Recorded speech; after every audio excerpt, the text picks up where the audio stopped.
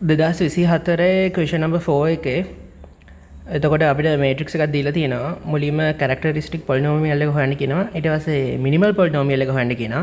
ඊට පස්සේ ඩයගනලයිසබිලිටි, ඒ කියන්නේ ඩයගනලයිස් කරන්න පුළුවන්ද බැරිද කියන එක ගැන කතා කරන්න කියනවා පාර්ට් A එකේ. පාර්ට් B එකේ කේලි හැමිල්ටන් තියරම් එක ගැන කතා කරලා තියෙන්නේ. ඒක පාවිච්චි කරන්න හරි නැත්නම් මිනිමල් පොලිනෝමියල් එක පාවිච්චි කරන්න හරි කියලා කියනවා A-2 හොයාගන්න. ඊට පස්සේ මේට්‍රික්ස් ඩයගනලයිසේෂන් එක පාවිච්චි කරලත් A-2.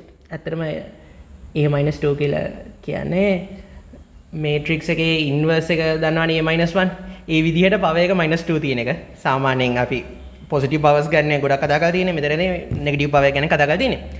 ඒක අපිට ටක් ගාලා හදා ගන්න පුළුවන්. අපි තියරම් ටික හරියට දාගත්තොත් අපි දැන් ගන්න පටන් ගමු. පාර්ට් A එකේ කැරක්ටරිස්ටික් පොලිනෝමියල් එක හොයාගන්න නම් අපි දන්නවා p ලැම්ඩා කියන්නේ a ලැම්ඩා ගේ ඩිටර්මිනන්ට් එක කියලා. එතකොට 1 lambda 0 0 1 2 lambda 1 1 1 2 lambda. ඉතින් මේක අපි solve කරොත් 1 lambda මෙතනින් ඉනවා 2 lambda times 2 lambda times 1 times 1. එතකොට මේක එනවා 1 lambda මෙතනින් 2 lambda square minus 1 square.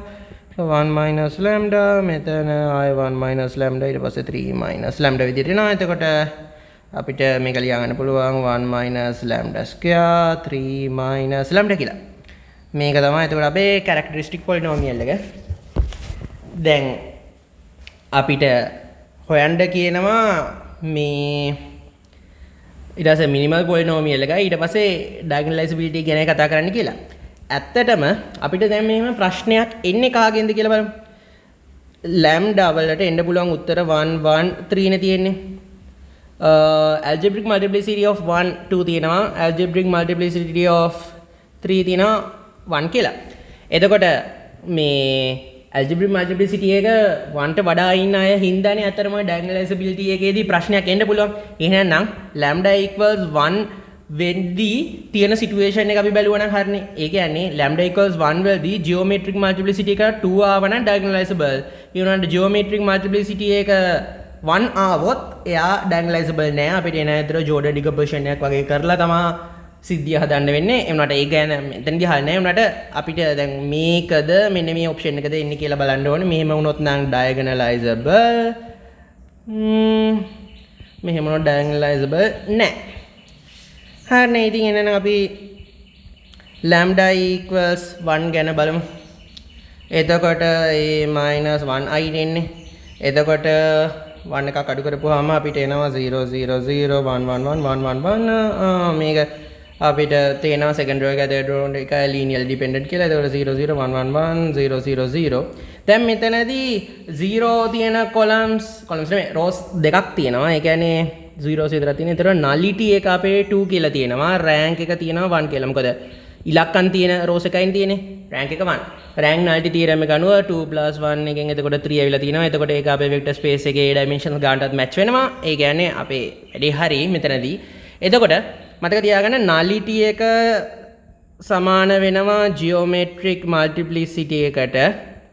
එතකොට දැන් අපේ geometric multiplicity එක දැන් nullity එක 2 හින්දා geometric multiplicity එක 2 වෙනවනේ. එහෙනම් lambda equals 1 වෙද්දී algebraic multiplicity එක 2 තියෙනවා. geometric multiplicity එක 2 තියෙනවා. එතකොට අපිට ඒ කියන්නේ මේක diagonalize කරන්න පුළුවන්. ඒ කියන්නේ diagonalizability එක හරි. ඒක ගැන කතා කරන්න කියලා විතරයි කියලා තියෙන්නේ. එතකොට characteristic polynomial එක හෙව්වා. ඊට පස්සේ diagonalizability කියන එක. එතකොට minimal polynomial එක අපිට හොයාගන්නයි තියෙන්නේ. ඇත්තටම මෙහෙමයි. මෙතනදී අදහස් වෙලා තියෙන්නේ lambda equals 1 වලට eigen vectors දෙන්නෙක් එන්න පුළුවන් කියන එක geometric multiplicity එක. කියන්නේ මෙතනින් දෙන්නෙක් එනවා. ඊට පස්සේ lambda equals 3 වලට එක්කෙනෙක් එනවා. එතකොට අපිට ඔක්කොම 3 දෙනාම හැදෙනවා eigen vectors. ඒ කියන්නේ අපිට වැඩ ටික හරියට වෙනවා. එතකොට අපිට minimal polynomial එක ගත්තහම lambda equals 1 වලදී ඒ කියන්නේ x වලින් first power එක තිබ්බහම ඇතිනේ. ඊට පස්සේ 3 වල x වල කියන්නේ x - 1 වල first power එක තිබ්බහම ඇති. ඊට පස්සේ x - 3 වලත් first power එක තිබ්බහම ඇතිනේ. මොකද අපිට first power එකට වඩා වැඩි power එකක් ගැන කතා කරන්න සිද්ධ වෙන්නේ මොන සිටුේෂන් වලදීද ෆස්ට් පවර් එකට වඩා වැඩි සිටුේෂන් කතා කරන්න සිදු වෙන්නේ මේ අවස්ථාවේදී දැන් මෙතන 2 1 විදිහට තුනක් හැදුනානේ එකතු වෙලා ඒ වුණාට එහෙම වෙන්නේ නැතුව හිතන්නකෝ lambda equals 1 වලදී එක eigen vector එක ආවේ මෙතන කොහොමත් එක eigen vector එක නෑ ඒතකොට දෙකයි එලා තියෙන්නේ ඊට පස්සේ lambda equals 1 වලට අදාළ ඉතුරු එක නා හොයාගන්න අපිට Jordan decomposition පාවිච්චි කරනනේ එහෙම පාවිච්චි කරන්න උනොත් විතරනේ ඇත්තටම අපේ මේ පවර් එක 2ට හරි ඊට වඩා වැඩි ඉලක්කමක් හරි වෙන්නේ එහෙම මුකුත්ම කරන්නේ නැතුව normal a 1i ගෙන් දෙන්නෙක් හම්බුණා ඊට පස්සේ a 3i ගෙන් එක්කෙනෙක් හම්බුණා හැමෝගෙම ෆස්ට් පවර් එකෙන් නෙන්නේ එහෙනම් මිනිමල් පොලිනෝමියල් x 1 x 3 කියලා තියෙන්නේ කැරක්ටරිස්ටික් පොලිනෝමියල් එක මම දැන් මෙතන px කියලා ලිව්වොත් එම මේක ඉතින් ලියන්න පුළුවන් x 1 square ඊට පස්සේ x 3 විදියට මේ තර නෙගටිව් එක ගැන ලොකුට හිතන්න එපා මේ ඒක එතන සිද්ධිය තියෙන්නේ එතකොට අපේ කැරක්ටරිස්ටික් පොලිනෝමියල් එක අපිට ඕනනම් අපි නෙගටිව් එක ගැන ඕනනම් හිතලා ලිව්වත් කමක් නැහැ නොහිතලා ලිව්වත් කමක් නැහැ කොහොම හරි x 1 ගේ සෙකන්ඩ් පවර් එක x 3 ගේ ෆස්ට් පවර් එක විදිහට කැරක්ටරිස්ටික් පොලිනෝමියල් එකේ තියෙන මිනිමම් පොලිනෝමියල් එක අපිට ලියා ගන්න පුළුවන් x 1 x 3 කියලා. දැන් මෙහෙමයි. එතකොට අපි ඔය part 1 එක ගැන part 1 ගැන part A එක ගැන අපි සම්පූර්ණයෙන් කතා කරලා ඉවරයි. දැන් part B එකේ කියනවා කේලි හැමිල්ටන් තියරම් එක හරිය මිනිමල් පොලිනෝමියල් එක පාවිච්චි ගන්න කියලා. දැන් මෙහෙම සිද්ධියක් තියෙන්නේ. කේලි හැමිල්ටන් තියරම් එකේ කියන්නේ මේ x වෙනුවට a ව දැම්මොත් කැරක්ටරිස්ටික් පොලිනෝමියල් එකේදී ඒක 0 වෙනවා කියන එක හා දැන් මිනිමල් පොලිනෝමියල් තියෙනවා නම් ඒකට a ව දැම්මමත් ඒක 0 වෙනවා සිද්ධියනේ. ඇත්තට මෙහෙමයි මෙයාට දාලා 0 කරනවට වඩා මෙයාට දාලා 0 කරලා අපිට දෙයක් සෝල්ව් කරගන්න ලේසි නේද? මොකද අරයාගේ පවර් එකකුත් වැඩිනේ. ඉතින් එන්න මම පාවිච්චි කරන්නේ a = 0 එක තමයි මම පාවිච්චි කරන්නේ. මේ ඔප්ෂන් දෙකම පාවිච්චි කරන්න පුළුවන්. කිසිම අවුලක් නැහැ. එතකොට දැන් අපි part B එකේ ඉන්නේ. ඉස්සෙල්ලා අපි හිටියේ part A එකේනේ. එතකොට මම මේකේ ලියන්න පුළුවන් කොහොමද? a - 1 දැන් මෙහෙමනේ. x - 1 x - 3 කියලා කියන්නේ නිකන් ඉලක්කම් වල තියෙන මේට්‍රිසස් වල දාදී 1 කියන්නේ i කියන එකනේ. ඒ කියන්නේ ඉලක්කමක් මොන හරි වෙන්නේ ඒ ඉලක්කම වතාවක් i කියන එක විදියට එන්නේ. එතකොට a - i එතකොට a - 3i එතකොට දකුණු පැත්තේ ඉන්න 0 එක මේට්‍රික්ස් එකේ 0 එක විදියට තමයි ඉන්නේ. එතකොට මේක සෝල්ව් කරලා a square minus 4 a plus 3i equals so ඔහොම එනවා. දැන් අපිට මේ හොයන්න කියලා තියෙන කවුද? a minus 2 නේ. හරි. දැන් අපි පොඩි වැඩක් කරනවා මෙතන. මම මුලින්ම මේක ලියන්නම් a minus 1 ගෙන් වැඩි කරලා. එතකොට මේ ඔක්කොම කටිය a minus ගෙන් වැඩි කරලා තියෙන්නේ. එතකොට මට මේක ලියන්න පුළුවන් a 4i 3a minus equals 0 මම a minus 1 මුලින්ම හොයාගෙන ඉන්නවා මෙහෙම. එතකොට 4i minus a මෙතනින් ෆැක්ටර් එක තියෙනවා 103. හරිනේ. මෙහෙම තියාගෙන ඉන්නවා. හරිනේ. ඊට පස්සේ මෙන්න මේ ඉක්වේෂන් එකටම මම ආයේ a minus 1 ගෙන් වැඩි කරනවා. එතකොට වෙන වැඩේ බලන්නකෝ. මෙන්න මෙයා ඉන්නවා. එතකොට මෙතන i හම්බ වෙනවා 4a minus plus 3a minus 2 කියලා එනවා. එතකොට මම a minus 2 හොයාගන්න නම් මොකද කරන්න ඕනේ? i යහපැත්තට ගෙනියද්දී නෙගටිව් i එකක් එනවා. මෙතන 4a minus වෙනවා. ඒ ඔක්කොම අයව 3 වලින් ඩිවයිඩ් කරන්න ඕනේ කියලා නෙන්නේ. ඉතින් මම මේව පොඩ්ඩක් ලස්සනට ලියාගත්තොත් 4a minus 1 minus i over 3. මම 1 over 3 එළියට ගත්තොත් 4 a minus ට මම මෙන්න මෙතනදී මේ හොයාගත් එක්කෙනාව ගෙනාලා සබ්ස්ටිටියුට් කරනවා. එතකොට කවුද ඉන්නේ? 4i minus a ඊට පස්සේ minus i. ඉතින් එතකොට a minus 2 කියන්නේ කවුද කියලා අපිට එන්නේ බලමු. common denominator එකක් විතර 3 ගත්තොත් මෙතනින් 69 minus 4a minus 3i කියලා එනවා. a minus 2 එක 1 over 9 ඇවිල්ලා 3i minus 4a කියලා එනවා. ඉතින් අපි ඒක solve කරොත් 1 0 0 0 1 0 0 0 1 minus 4 times අපේ a කියන්නේ කවුද? 1 0 0 1 2 1 1 1 2 ඉතින් මේක අපි ගානට solve කරොත් 1 over 9 කියලා මෙතන ඇවිල්ලා 9 0 0 minus 4 5 minus 4 minus 4 minus 4 5 කියලා එනවා. ඉතින් ඔහොම තමයි part 2 ඒ කියන්නේ part B එක හදන්නේ. ඊට පස්සේ මේ අපි යන් part C එකට part C එකේ තමයි මේ පොඩි සිද්ධියක් තියෙන්නේ. ඒ කියන්නේ අපිට දේවල් ටිකක් solve කරන්න වෙනවා. මොකද අපිට මුලින්ම diagonalize කරන්න කියනවා. ඊට පස්සේ diagonalization එක පාවිච්චි කරලා තමයි a-2 hand කියලා කියන්නේ. අපි මතක තියාගන්න ඕනේ මේ වගේ theorem එකක් වගේ එකක් තියෙනවා. අපි A කියන matrix එක ලියා ගන්න පුළුවන් නම් diagonalize කරලා p lambda p inverse type එකකින් අපිට a-2 හරි මොකක් හරි n power එකක් තියෙනවා නම් ඒක ලියා ගන්න පුළුවන් p lambda මේකේ minus n power එක p inverse කියලා මෙතන n is not equal to 0 කියලා තියාගන්න.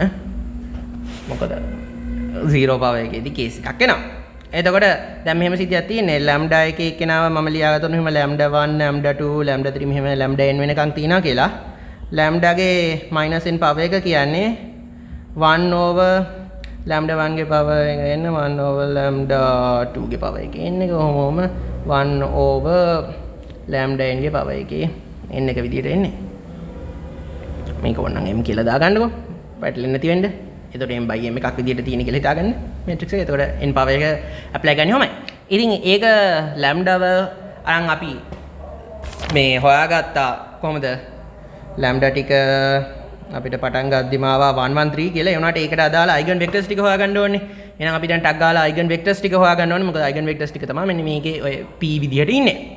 ඉතින් lambda equals 1 වලදී කොහොමද එන්නේ? a minus 1i නේ. එයාව කොහොමද එන්නේ? 0 0 0 1 1 1 1 1 1. මේක second and third row linearly dependent වෙනවා. එහෙනම් 0 0 0 1 1 1 0 0 0.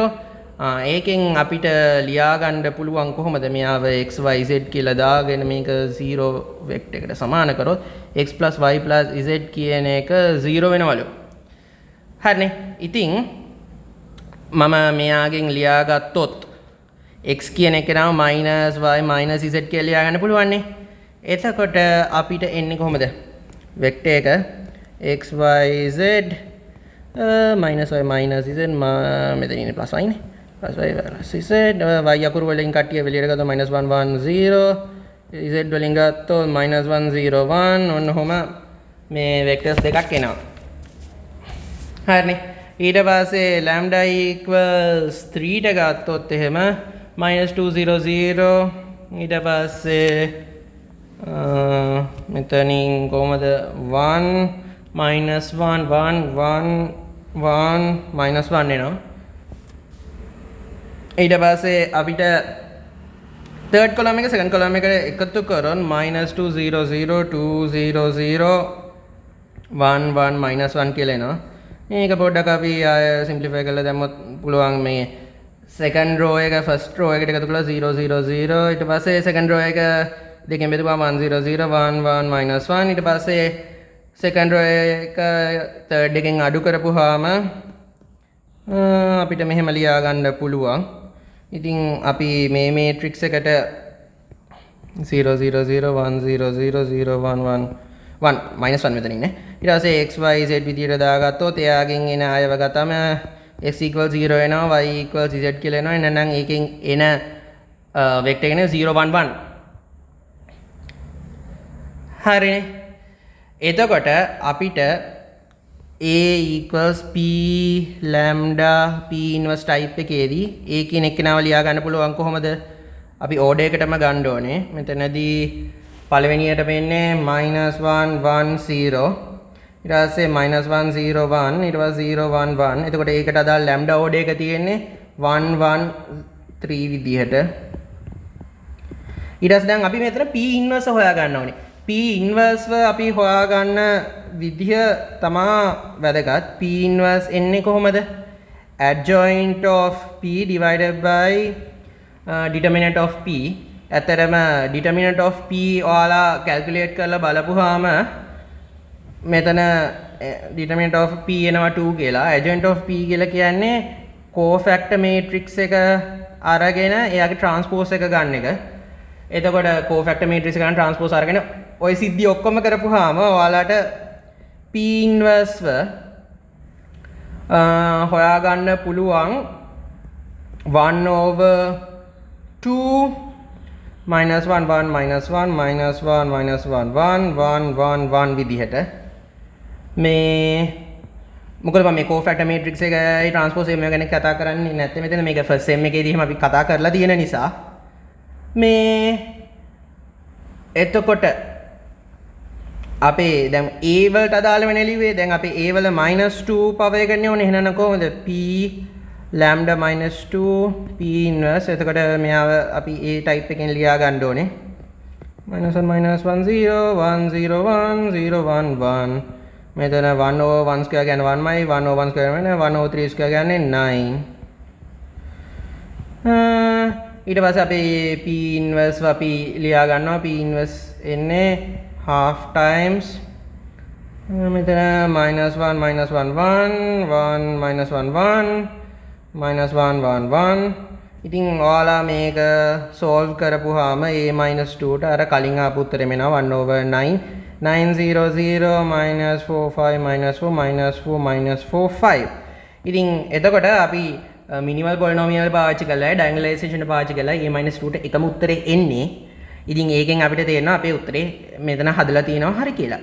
ඉතින් ඕක තමයි මේ ගානේ part B part C දැන් ඒ ඔක්කොම ටිකත් හරි. completely question number 4 එක වැඩ වෙන්නේ මෙහෙමයි. මේකයි. මෙතනදී මම අර සුළු කිරීම වලදී අර කෝෆැක්ටර් මේට්‍රික්ස් එක හදන ඒවා ගැන කතා කරේ නැත්තේ ෆස්ට් සෙම් එක කරලා තියෙන ඉඳන් මොකද ඒකට චුට්ටි වෙලාවක් යනවා. දන්නවනේ සිද්ධිය. මේ ඔහොම තමයි උතන ඔය ගාන යන්නේ.